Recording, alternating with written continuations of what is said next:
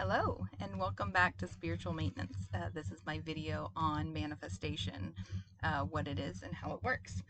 So, we're often told that to manifest, we have to be at a high vibration, super positive all the time, and if we're not, then it's not going to work.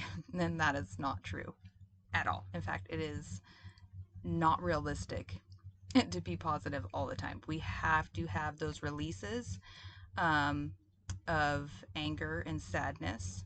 Um, and if we don't do that, if we suppress anger, that actually comes out through depression. And if we suppress sadness, it manifests into rage. So if you see someone who's raging out, just ask them, hey, what are you sad about? And in reverse, if someone is in your life is depressed, or even if you find yourself depressed, ask yourself, what am I mad about? What am I angry about? And there's usually some level of injustice or um, betrayal, those kind of things scattered in there. So you need to release them. If you don't release your sadness, um, and it comes out in rage, well then your social um, situations in life aren't good, and you need to have a social interaction to manifest, and I'll explain that here in a second. And then another way the sadness manifests is through colds, sinus problems, those things. Like, because our body needs to release it one way or another. So if you often find yourself sick, there's usually some sort of dis-ease in your body that leads to the disease. So enough of that. Manifestation is about being our true, authentic self, finding what we want. So if you are like, oh my gosh, I need this, I'm gonna have a positive thought, and I'm gonna focus on this because I really, really need it. You're not gonna go to where you need to go. It has to be a want, because it is in that wanting, that dreaming, that activates your brain. When it is in need, it tells our body that we are in survival mode and we are missing a piece of what we need to survive. So it turns on our amygdala, our trigger point, our fight or flight mode. And when we are in our fight or flight mode, our vision goes very narrow because we are focusing on what the threat is in our life.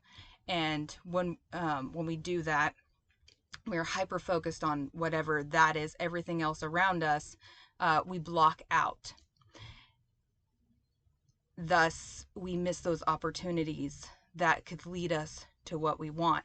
Whereas if we're like, I really want this, this is what I'm dreaming, it sends a signal to your prefrontal cortex to tell us, or to tell your energetic self, your higher self, your spirit guides, your angels, those kind of things. It tells them what you want, and it also gives them a visual, a picture, because that's how the universe works. Is it's a very, very visual.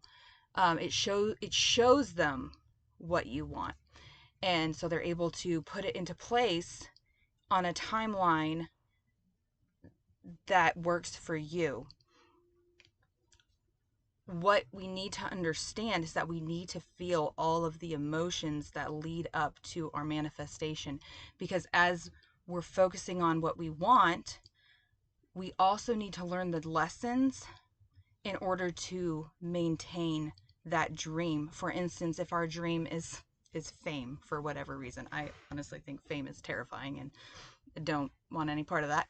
But if that's what you want, your spirit guides, your angels look and they're like, okay, can he or she handle fame? Are there appropriate boundaries? Are they a people pleaser? And if those things show up, then different things unfold in your life to help you overcome those challenges. And once you overcome those challenges, you start upping each timeline until you reach your dream timeline. That is how manifestation works, is working towards it. So when these challenges arise, don't think, oh no, I'm in a negative mindset. My manifestation isn't coming true. No, you're being prepared to live your life in the fullest extent of it. So just think of it as it's training. You're training to live your perfect life.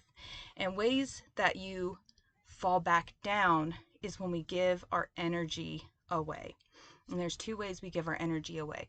One is you have a very toxic person in your life, where they're like, you need to do this, you need to do that, and you're just giving, giving, giving, thinking, if I just do this, they'll love me.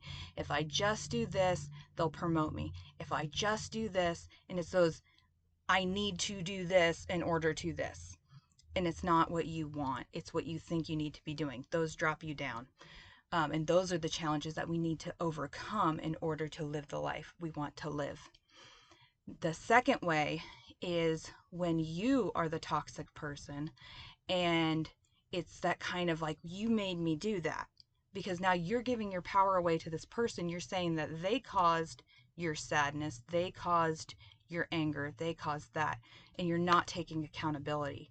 Kind of like in the Adam and Eve story, they ate the apple and they were still in the Garden of Eden, and Spirit came looking for them and was like, what happened? And what did they do? Adam's like, she made me do it. And she's like, the snake made me do it. As soon as they gave away their power and lacked accountability, they fell to those lower frequencies, those lower timelines. Um, and that was the falling out of Eden.